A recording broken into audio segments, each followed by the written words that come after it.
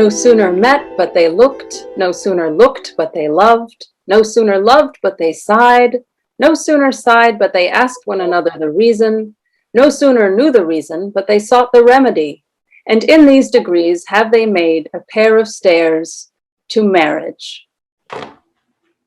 The sight of lovers feedeth those in love. What is light if Sylvia be not seen? What is joy if Sylvia not be by? But love, first learned in a lady's eyes, lives not alone immured in the brain, but with emotion of all elements courses as swift as thought in every power, and gives to each power a double power above their functions and their offices. Love comforteth like sunshine after rain. O mistress mine, where are you roaming? Oh, stay and hear, your true love's coming, that can sing both high and low. Trip no further, pretty sweeting, journey's end in lovers' meeting, every wise man's son doth know. What is love? 'Tis not hereafter, present mirth hath present laughter. What's to come is still unsure. In delay there lies no plenty. Then come kiss me, sweet and 20. Youth's a stuff will not endure. Love is a smoke raised with the fume of sighs, being purged, a fire sparkling in a lover's eyes, being vexed, a sea nourished with lover's tears. What is it else? A madness most discreet, a choking gall, and a preserving sweet. Silence is the perfectest herald of joy. I were but little happy if I could say how much. Lady, as you are mine, I am yours. I give away myself for you, and dote upon the exchange. A lover's eyes will gaze an eagle blind. A lover's ear will hear the lowest sound. Love looks not with the eyes, but with the mind, and therefore is a winged Cupid painted blind. Doubt thou the stars are fire, doubt that the sun doth move, doubt truth to be a liar, but never doubt I love. By all that I could ever hear by tale or history, the course of true love never did run smooth. Love is like a child that longs for everything it can come by. Cupid is a knavish lad, thus to make poor females mad. And when love speaks, the voice of all the gods makes heaven drowsy with the harmony. My gentle Puck, come hither. Thou rememberest, since once I sat upon a promontory, and heard a mermaid on a dolphin's back, uttering such dulcet and harmonious breath, that the rude sea grew civil at her song, and certain stars shot madly from their spheres to hear the sea maid's music. That very time I saw, but thou couldst not, flying between the cold moon and the earth, Cupid all armed. A certain aim he took at a fair vestal throned by the west, and loosed his love shaft smartly from his bow, as it should pierce 100,000 hearts. But I might see young Cupid's fiery shaft quenched in the chaste beams of the watery moon, and the imperial votaress passed on in maiden meditation, fancy-free. Yet marked I where the bolt of Cupid fell. It fell upon a little western flower, before milk white, now purple with love's wound, and maidens call it love in idleness. Fetch me that flower, the herb I showed thee once. The juice of it, on sleeping eyelids laid, will make or man or woman madly dote upon the next live creature that it sees. Fetch me this herb, and be thou here again ere the Leviathan can swim a league. Having once this juice, I'll watch Titania when she is asleep, and drop the liquor of it in her eyes. The next thing then she waking looks upon, be it on lion, bear, or wolf, or bull, on meddling monkey, or on busy ape, she shall pursue it with the soul of love. My mistress's eyes are nothing like the sun.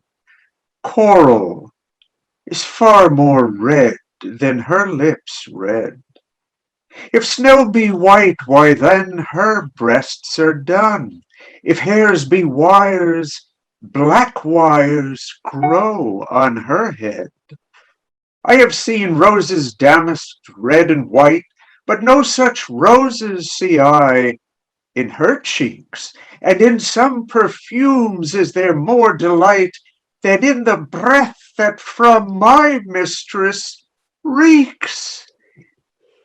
I love to hear her speak, yet well I know that music hath a far more pleasing sound. I grant I never saw a goddess go. My mistress, when she walks, treads heavily on the ground. Yet, by heaven, I think my love as rare as any she belied with false compare. Betwixt mine eye and heart a league is took, and each doth good turns now unto the other. That mine eye has famished for a look, or heart in love with sighs himself doth smother. With my love's picture then my eye doth feast, and to the painted banquet bids my heart. Another time mine eye is my heart's guest, and in his thoughts of love doth share a part. So either by thy picture or by my love, thyself away are present still with me. For thou no farther than my thoughts canst move, and I am still with them, and they with thee. Or if they sleep, thy picture in my sight awakes my heart to heart's and eyes' delight. When my love swears that she is made of truth, I do believe her, though I know she lies. That she might think me some untutored youth, unlearned in the world's false subtleties, thus vainly thinking that she thinks me young, although she knows my days are past the best. Simply I credit her false-speaking tongue. On both sides thus is simple truth suppressed. But wherefore, says she, not she is unjust? And wherefore say not I that I am old? Oh, love's best habit is in seeming trust, and age in love loves not to have years told. Therefore I lie with her, and she with me, and in our faults by lies we flattered be. O call not me to justify the wrong that thy unkindness lays upon my heart. Wound me not with thine eyes, but with thy tongue. Use power with power, and slay me not by art. Tell me thou lovest elsewhere, but in my sight, dear heart, forbear to glance thine eye aside. What needest thou wound with cunning when thy might is more than my o'erpressed defense can bide? Let me excuse thee. Ah, my love well knows her pretty looks have been mine enemies, and therefore from my face she turns my foes, that they elsewhere might dart their injuries. Yet do not so, but since I am near slain, kill me outright with looks, and rid my pain. My love is strengthened, though more weak in seeming. I love not less, though less the show appear. That love is merchandised, whose rich esteeming the owner's tongue doth publish everywhere. Our love was new, and then but in the spring, when I was wont to greet it with my lays, as Philomel in summer's front doth sing, and stops his pipe in growth of riper days. Not that the summer is less pleasant now than when her mournful hymns did hush the night, but that wild music burdens every bough, and sweets grown common lose their dear delight. Therefore, like her, I sometime hold my tongue, because I would not dull you with my song. Shall I compare thee to a summer's day? Thou art more lovely and more temperate. Rough winds do shake the darling buds of May, and summer's lease hath all too short a date. Sometime too hot the eye of heaven shines, and often is his gold complexion dimmed, and every fair from fair sometimes declines, by chance or nature's changing course untrimmed. But thy eternal summer shall not fade, nor lose possession of that fair thou owest, nor shall death brag thou wanderest in his shade, when in eternal lines to time thou growest. So long as men can breathe or eyes can see, so long lives this, and this gives life to thee. Lady Beatrice, have you wept all this while? Yea, and I will weep a while longer. I will not desire that. You have no reason. I do it freely. Surely, I do believe your fair cousin is wronged. And how much might the man deserve of me that would right her? Is there any way to show such friendship? A very even way, but no such friend. May a man do it? It is a man's office, but not yours. I do love nothing in the world so well as you. Is not that strange? As strange as the thing I know not. It were as possible for me to say I loved nothing so well as you. But believe me not, and yet I lie not. I confess nothing, nor I deny nothing. I am sorry for my cousin. By my sword, Beatrice, thou lovest me. Do not swear and eat it. I will swear by it that you love me, and I will make him eat it that says I love you not. Will you not eat your word? With no sauce that can be devised to it. I protest I love thee. Why then, God forgive me. What offense, sweet Beatrice? You have stayed me in a happy hour. I was about to protest I loved you. And do it with all thy heart. I love you so much with my heart that none is left to protest. Admired Miranda, indeed the top of admiration, worth what's dearest to the world. Full many a lady I have eyed with best regard, and many a time the harmony of their tongues hath into bondage brought my too diligent ear. For several virtues have I liked several women, never any with so full soul, but some defect in her did quarrel with the noblest grace she owed, and put it to the foil. But you, oh you, so perfect, so peerless, are created of every creature's best. By my modesty, the jewel in my dower, I would not wish any companion in the world but you, nor can imagine form a shape beside yourself to like of. But I prattle something too wildly, and my father's precepts I therein do forget. Hear my soul, speak. The very instant that I saw you did my heart fly to your service. There resides to make me slave to it, and for your sake am I this patient logman. Do you love me? O heaven, O earth, bear witness to this sound, and crown what I profess with kind event if I speak true. If wholly, invert what best is boded me to mischief. I, beyond all limit of what else in the world, do love, prize, honor you. I am a fool to weep at what I am glad of, Wherefore weep you? at mine unworthiness that dare not offer what I desire to give, and much less take what I shall die to want. But this is trifling, and all the more it seeks to hide itself, the bigger bulk it shows. Hence bashful cunning, and prompt me plain and holy innocence. I am your wife, if you will marry me. If not, I'll die your maid. To be your fellow you may deny me, but I'll be your servant, whether you will or no. My mistress, dearest, and I thus humble ever. My husband, then? Aye, with a heart as willing as bondage, error, or freedom, here's my hand. And mine, with my heart in it. And now farewell, till half an hour hence. But soft, what light through yonder window breaks? It is the east, and Juliet is the sun. Arise, fair sun, and kill the envious moon, who is already sick and pale with grief that thou, her maid, art far more fair than she. Be not her maid, since she is envious.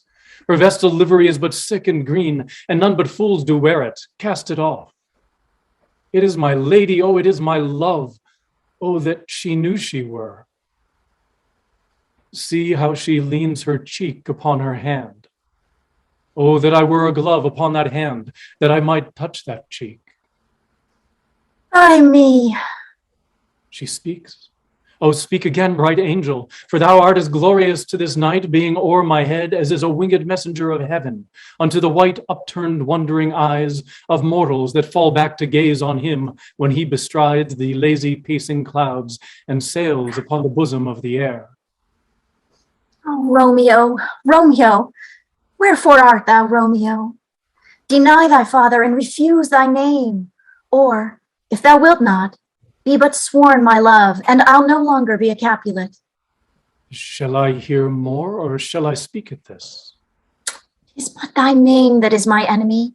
Thou art thyself, though not a Montague. What's Montague? It is nor hand, nor foot, nor arm, nor face, nor any other part belonging to a man. Oh, be some other name. What's in a name? That which we call a rose, by any other name would smell as sweet. So Romeo would, were he not Romeo called, retain that dear perfection which he owes without that title. Romeo, doff thy name, and for that name which is no part of thee, take all myself. I take thee at thy word. Call me but love, and I'll be new baptized. Henceforth I never will be Romeo. What man art thou that thus be screened in night, so stumblest on my castle? By a name I know not how to tell thee who I am. My name, dear saint, is hateful to myself, because it is an enemy to thee. Had I it written, I would tear the word. My ears have not yet drunk 100 words of that tongue's utterance, yet I know the sound. Art thou not Romeo and a Montague? Neither, fair saint, if either thee dislike. How camest thou hither? Tell me, and wherefore? The orchard walls are high and hard to climb, and the place death, considering who thou art, if any of my kinsmen find thee here. With love's light wings did I o'erperch these walls, for stony limits cannot hold love out. And what love can do that dares love attempt? Therefore thy kinsmen are no stop to me. If they do see thee, they will murder thee. Alack, there lies no pearl in thine eye than 20 of their swords. Look thou but sweet, and I am proof against their enmity. I would not for the world they saw thee here. I have night's cloak to hide me from their sight. And but thou love me, let them find me here. My life were better ended by their hate than death prorogued, wanting of thy love. By whose direction foundest thou out this place? By love, who first did prompt me to inquire. He lent me counsel, and I lent him eyes. I am no pilot, yet wert thou as far as that vast shore washed with the farthest sea, I would adventure for such merchandise. Thou knowest the mask of night is on my face, else would a maiden blush bepaint my cheek for that which thou hast heard me speak tonight. Fain would I dwell on form, fain deny what I have spoke, but farewell compliment. Dost thou love me? I know thou wilt say aye, and I will take thy word. In truth, fair Montague, I am too fond, and therefore thou mayest think my behavior light. But trust me, gentleman, I'll prove more true than those that have been more cunning to be strange. I am giddy. Expectation whirls me around. The imaginary relish is so sweet that it enchants my sense. What will it be when that watery palate tastes indeed love's thrice ruptured nectar?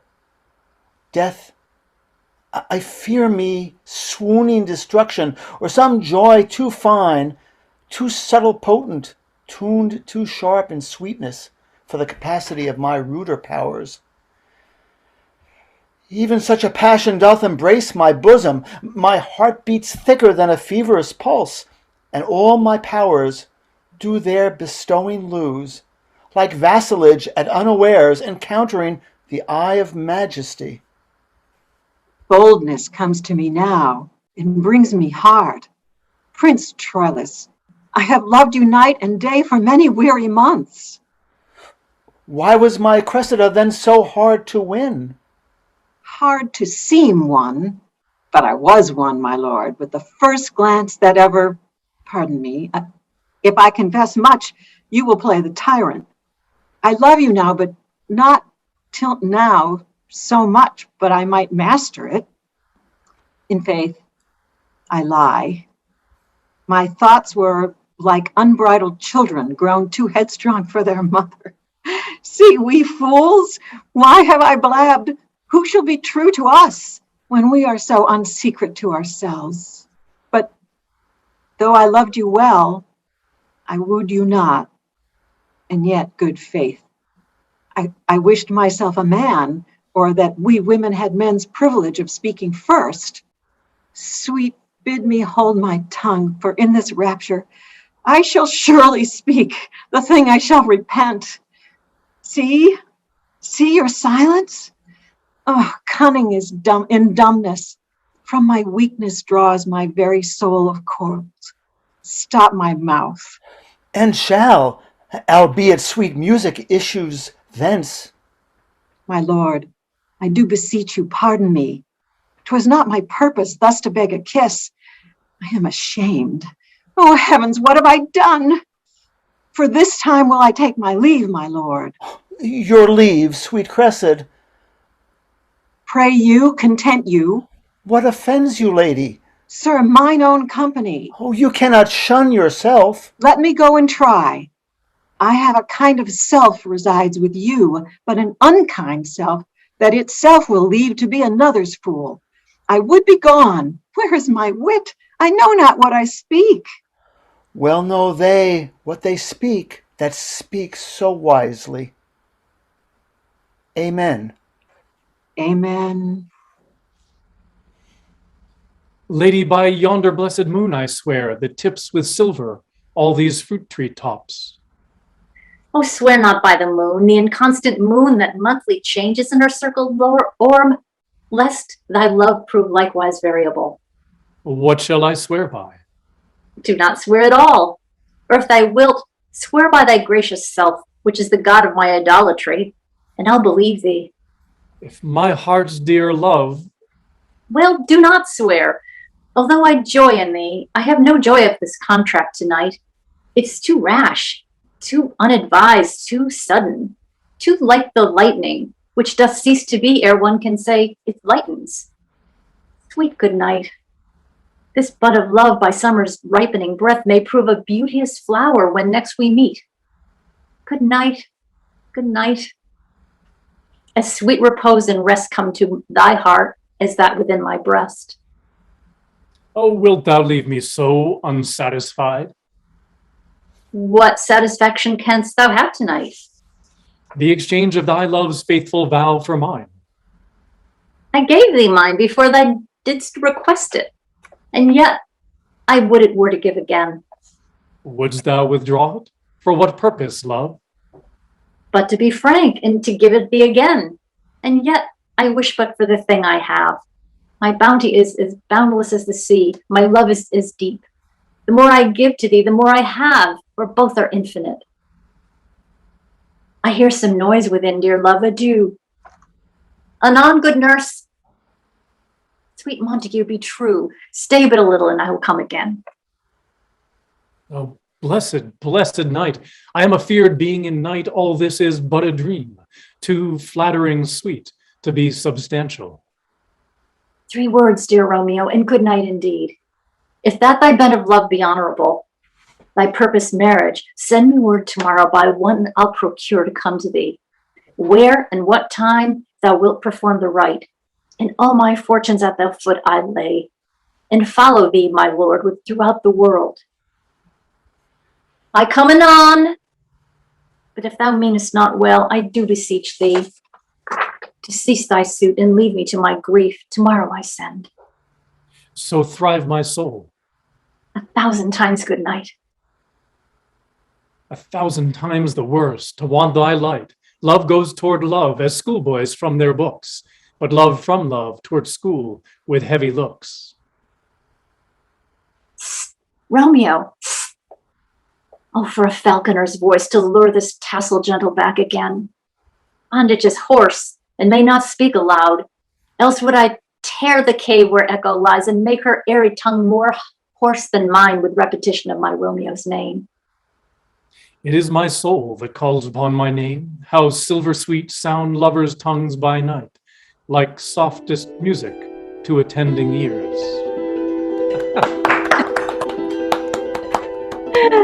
Happy Valentine's Day, everyone. Yes, Happy Valentine's Day. Thank you. All right, Good night, guys. everybody. Bye, everybody. Bye.